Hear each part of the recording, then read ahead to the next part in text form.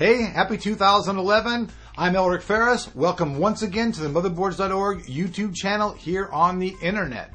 Okay, well, as most of you guys know, the Intel Sandy Bridge has finally made its day into the sun. You guys have probably already watched our previous video where we tested the 2600K and the P67BG motherboard.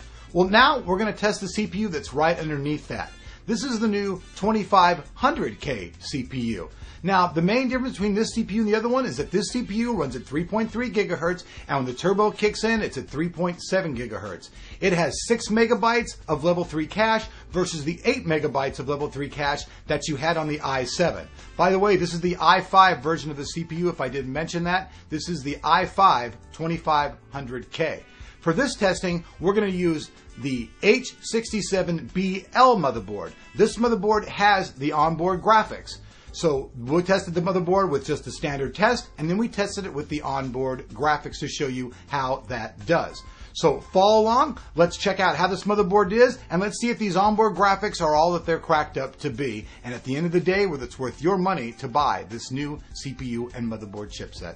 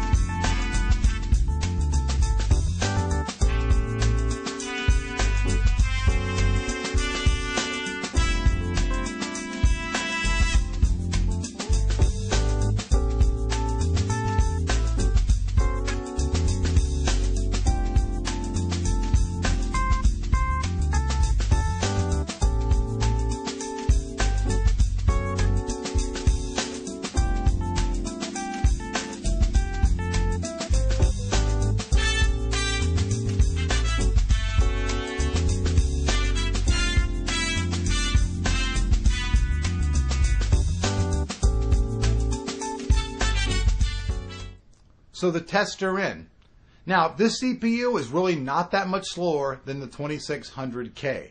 And the onboard graphics, they work okay. Would I recommend these onboard graphics to anybody who plays serious gaming? Even though really Intel's trying to push that, I would still have to say no.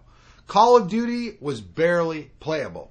Now, if you play games like StarCraft and stuff like this, sure, of course the Intel integrated graphics are going to play that, no problem. But when you're playing all these advanced games that take high-end DirectX and take all this stuff that includes physics and stuff, there's no way that the onboard Intel graphics are going to be into play. One thing I want you to know is that the 2500K has no hyperthreading.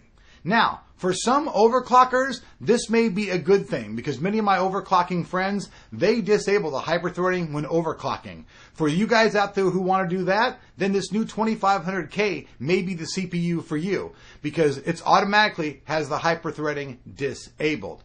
Beyond that, it's a pretty good CPU. Now, as I said before, this CPU comes in at about $294, and this CPU compares to last year's i5 667 CPU. So all in all, I think that Intel has a winner here because when you compare it to last year's products to this year's product, Intel is succeeding in bringing higher performance, GPU performance, and lower power consumption to the table. These are all successful things for Intel. So at the end of the day, I give the new 2500K and the H67BL chipset an editor's choice here at Motherboards.org.